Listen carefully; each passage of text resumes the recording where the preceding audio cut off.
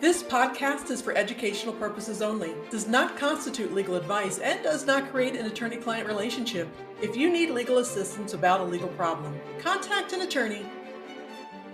If you're hearing Operation Nightingale and your stomach just dropped, whether you are a nurse, an employer, or connected to someone who is, this episode is for you.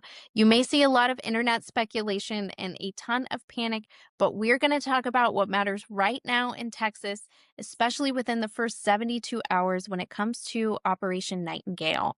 This is Know Your Regulator. I'm Simone Murphy, your host, and this episode is part of a series we're doing focused on Operation Nightingale as we lean in specifically on what this means here in Texas. I'm joined by two people who see the human side of this every single day. Carrie Bloodsaw, a senior associate attorney at Bertolino Law Firm, who lives in the world of boards, investigations, and due process, and Jason DeLuce, a client success manager who works alongside Carrie and the Bertolino attorneys and sees what these individuals are dealing with the minute that this news hits their mailbox. Thank you, Jason and Carrie, for joining me today. Thanks for having me. Thanks for having us.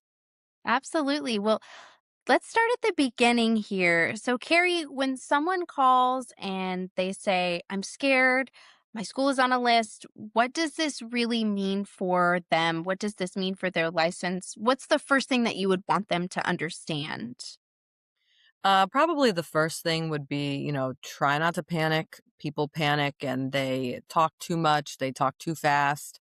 I actually just had a client last week that told one of our paralegals before our attorney client, she had gotten this notice. Obviously, she had hired us, but she was like right in the middle of going to resign because she thought like she couldn't work anymore. And I had to like scream at the paralegal to be like, make sure you tell her, like, please don't quit your job.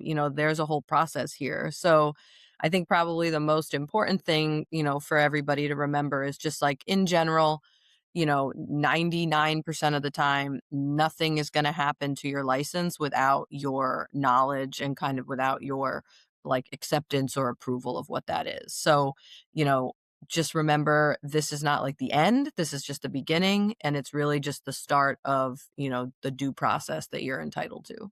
Yeah, no, and I feel like panic is a natural response, right? But you have to make sure that that's not what dictates your next move, right? Exactly. Jason, what are you seeing this panic kind of look like in the first conversations that you're having with these people? Well, I mean, people are looking for reassurance. I mean, almost a guarantee sometimes. But really what they need is a plan, right? And they need a plan of action. They're worried about a lot of things. There's a lot of uncertainties. Just like Carrie mentioned, their job is definitely at the top of their list. This thing going public, their names on the news, their names online, a timeline, how long this thing is going to last. What does the future look like for them? So it's a lot of uncertainty that, sometimes they're really just looking for someone to give them some sort of a reassurance, but in reality, a plan is really what they need in this time of pandemic. I mean, I can imagine it's got to be a super overwhelming, shocking feeling. There's so much happening at one Sure. time that to sit down and have someone be like, here's your next steps, could Absolutely. just really, really change things. Speaking of that, I really feel like there's three main kind of topics to focus on when we're talking about, these investigations. Carrie, I want you to confirm this, but would you say that a license holder's focus should be on documentation, reputation, and communication within that first like 72 hours and how to not damage those things? Yeah, I would say, those are kind of the three critical items that you'd want to be looking at. You want to get your records together. You definitely want to limit your communication with the board as much as you can, basically acknowledge that you got this notice and not much else. And then certainly understand that your credibility is, at risk. That's certainly not something that I kind of want to shy away from. I want my clients to understand that, like, you're right, your credibility is at stake. But at this point, at the very beginning of the process, it's still intact, and your license is still active. Yeah. Yeah. Really, really good. Very important points that I feel like people who are panicking about this need to hear. Jason, if you had to say it in one sentence, what would you say that we're protecting in the first 72 hours? I mean, definitely for me, just on my side of things, is it's yeah. I mean, it is like the credibility, right? I mean, obviously, this is an investigation, and so you definitely want to make sure that, just like what Carrie mentioned, is you're limiting any communication. If you don't need to, don't do it, right? But at the end of the day, it is your credibility. You're a professional. There's a license that's hanging in the balance of this thing, and so you definitely want to make sure that you're protecting that as much as you can, and not just adding more fuel to the fire, if that makes sense.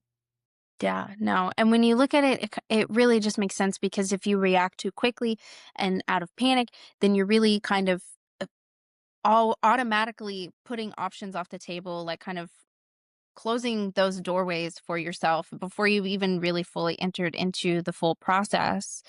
So it's super crucial.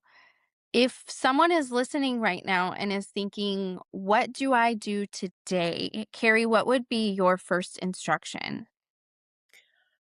Probably number one would be, kind of like what we've been talking about. Don't freak out. Don't panic. Don't call a bunch of people. Don't post about it. Don't talk about it. Don't respond to the board and like give them, a 25-page narrative on what you think is important. Don't send them all these documents or all these records that you think might matter.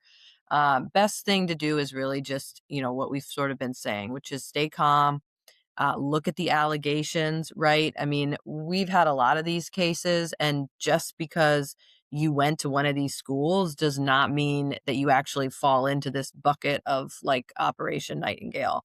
What they're looking at is like when you went to the school.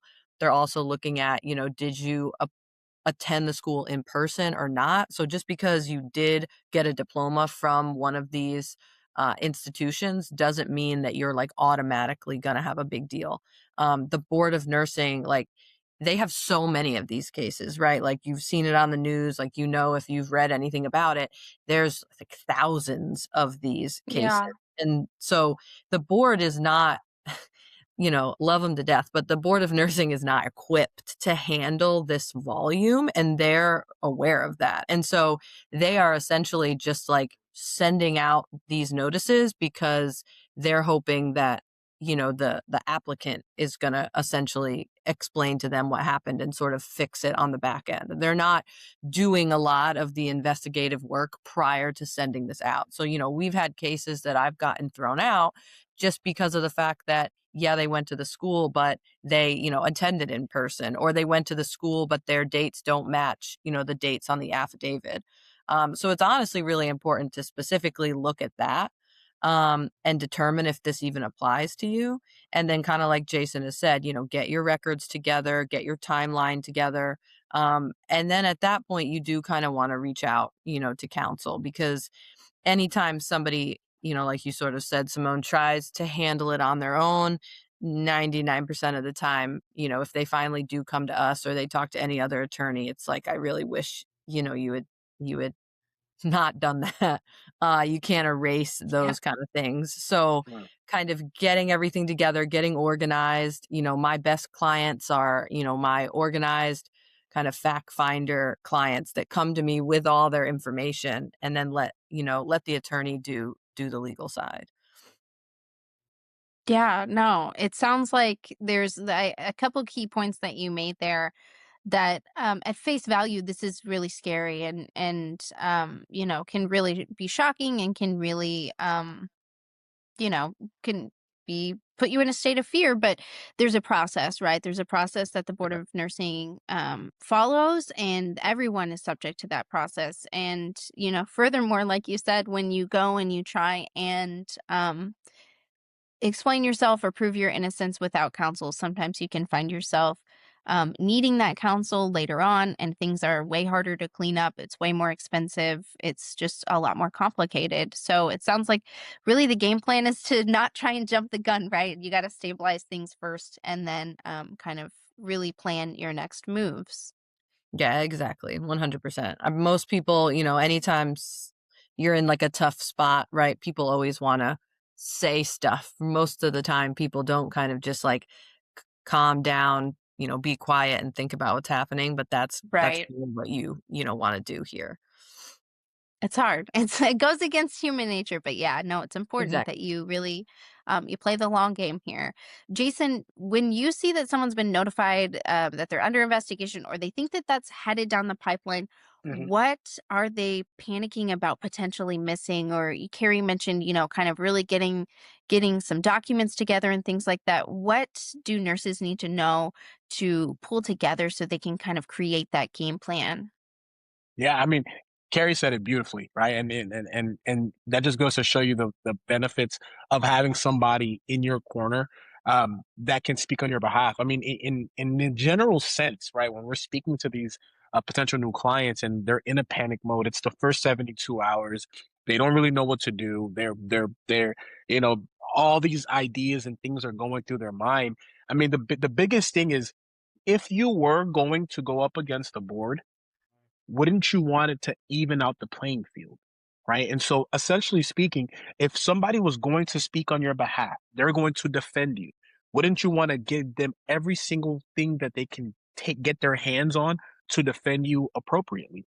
And that's really the conversations that we're having with these potential new clients is anything that you feel could clear your name, right? Because these are allegations at the end of the day initially. So anything you feel could clear your name, anything you feel could put you in a better light, you want to give that to the person that's going to defend you. Once you meet with an attorney, that's where the beautiful thing is that now you have somebody that knows what they're doing, that can defend you into this I like to call it, when it comes to this battle between you and the board, you're going to give that person every single tool that they need to be able to defend you. So whatever that may mean for that particular person, it may be different for one than it is from a different nurse, but whatever information, documentations, communication, whatever it is you have tangible that you can give to somebody to defend you, I would say prepare that. Start putting that in a file, put that into a folder, have that ready. So when it's time for you and that person to meet, or you and that attorney to meet, you have everything ready for them.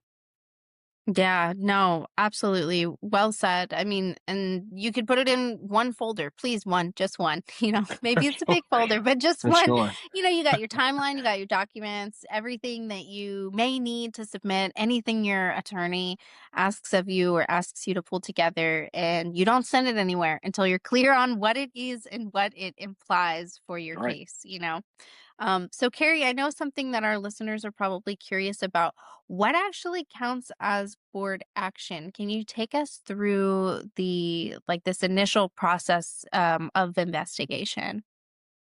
Yeah, so there's a couple of different things. I mean, in terms of board action, they have a lot of options. You certainly want to make sure you understand the difference between a board action and just employer, inquiry, right? Like your employer might start asking questions. They might know things about, Operation Nightingale, and they might start to be concerned.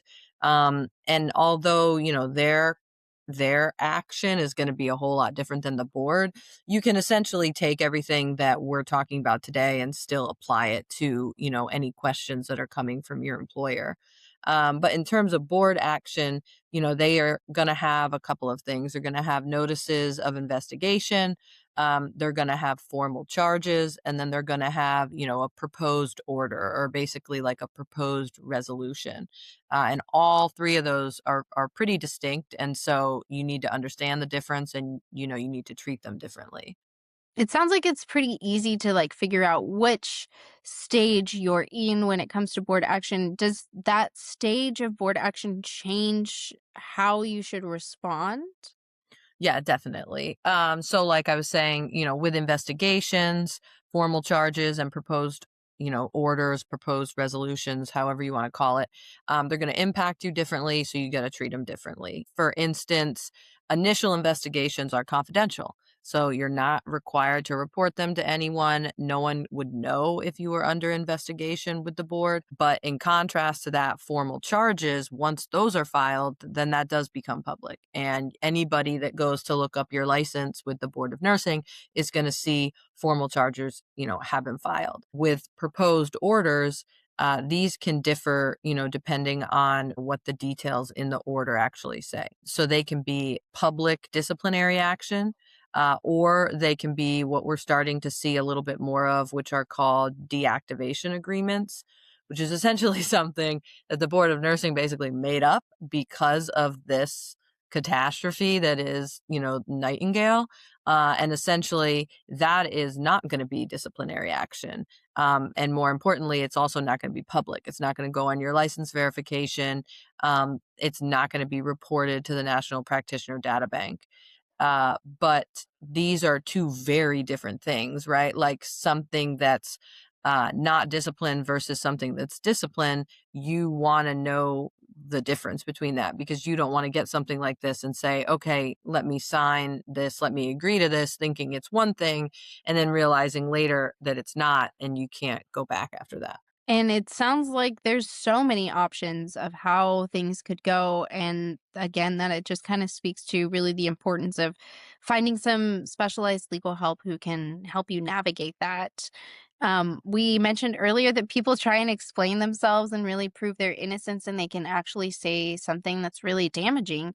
What are some examples of phrases that people should maybe avoid? So to be honest, I mean, this, Operation Nightingale situation is very nuanced. It's very much based in law and based in the statutory authority that the board has created in terms of what is required of an applicant within like their educational background. What, courses and classes do you have to have? That's statutory in the code. The board doesn't have any discretion about that. So to be honest, saying anything is probably not going to be helpful, because the arguments are really going to be based in what the code is saying and what the individual applicant or, the individual license holder's background actually is. The other reason that I would say, saying nothing is probably best is because there's no real reason to like rush this process. Like generally, if people get, a complaint or they get a notice or just they get bad news in general, right? Like their immediate instinct is to like act. But to be honest, that is not really going to help a majority of the nurses that are impacted by this, because the longer the investigation takes is the longer that you get to continue practicing just like you did before you got a notice. So kind of rushing it or trying to say a bunch of stuff or giving the board all this information that they did not need to know is really only going to like hurt you. And so taking kind of that step back and realizing, let me not say anything, let me wait on the board, is really kind of going to be the best spot that some of these nurses are going to want to sit in. No, that absolutely makes sense. It sounds like whether it's the board or your employer, that really kind of playing your hand close is keeping your cards close. Keep Exactly. keeping Yeah, Yeah. keep your cards close. Yeah. Keep it to yourself is what I say. Yeah, no, absolutely. Jason, anything that you want to add to that? Yeah, I mean, definitely want to stay professional at all times, right? And but speak to an expert, before you do anything. I mean, I think that's the running theme here, and even in our conversation, is speak to a professional beforehand. A lot of things you think is the right thing to do, the profession, the expert might tell you that's not the right thing to do. A lot of things you didn't think was important or so minuscule and small that it seemed insignificant actually was, the smoking gun per se. So Mhm. definitely speak to an expert before you do anything, before you do any action on your part. Talk to somebody, someone that knows, not just everybody. Talk to someone that knows, someone that may potentially defend you against the board, an attorney that knows what they're doing. You want to talk to somebody. Yeah, Yeah. as the expert on this podcast, I would say I agree with Exactly. that, Jason, 100%. There's so many times that, we talk to clients and they'll say something and they're like, that was the right thing, right? And almost all the time it's a big no. That was not what I wanted to hear. That was not what they needed to know. So you're exactly right. Like, don't just talk to anybody, right? Don't say, oh, I listened to this podcast and they said this. They said no. Mhm. Talk to somebody that's actually going to be able to help you. Yeah. 100%. While we can educate you and give you all the knowledge, everyone's situation is different. It's unique to you, and you need to find someone who can advise and analyze your specific situation. So, that being said, we can end it here with a simple summary that our listeners can use. In the first 72 hours, don't panic, communicate. Don't post, don't send out long emails, and don't make up a bunch of different versions of what happened. Build your timeline folder, dates, documents, receipts, charts, all in one place. Clarify what contact occurred. Employer questions, board investigations, board proposals, they all require you to respond differently. Get help early if you're facing board contact, because the early mistakes are the hardest ones to undo. It becomes much more stressful, much more expensive, and you may be calling that attorney who you thought you didn't need in the first place. Carrie, Jason, is there anything that you guys want to add as like your single most important point you want to make in this podcast? Oh, that's so much pressure. I don't know if this is the single most important thing, but I certainly kind of like what we've been talking about. We understand, this is stressful. You want to panic, you want to freak out. But this is just not a fast process. So although you do, want to reach out to, hopefully an attorney that would be able to help you, just know that there's no need to try to rush this process, and you are entitled to due process, and the board of nursing for any issues that they might be having with just the volume of these cases, they are doing the right thing. They can't just come over, and take your license. They have to give you this due process. They have to give you these steps that we've been talking about. So just kind of taking a breath and realizing that you are a part of this process too, would probably be, what I would just tell people, and what I do tell, any nurse that we have that I talk to.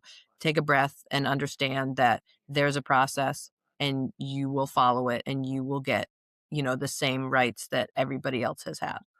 So try to remember that, and hopefully that brings people just a little bit more calm. Kind of like Jason said right at the beginning, you want a plan.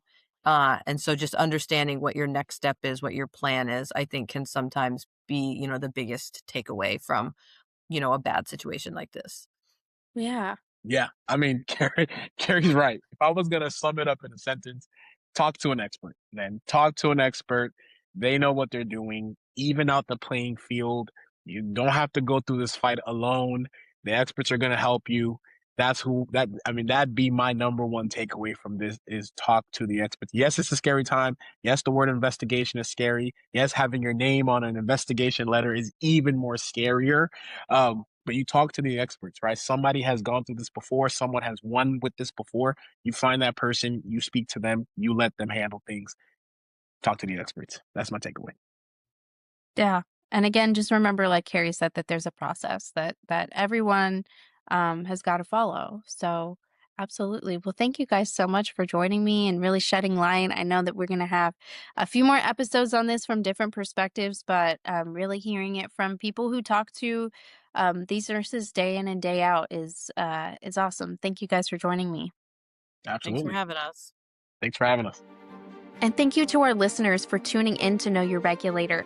If you found this helpful, share it with a colleague, especially an employer or a nurse who is having trouble trying to make sense of this responsibly. Stay tuned as we continue our series focused on Operation Nightingale, and we dive into how this is being investigated, prosecuted, and how something like this unfolds. Until next time, stay inspired and continue engaging with your regulatory agency. Know Your Regulator, the podcast that inspires you to engage.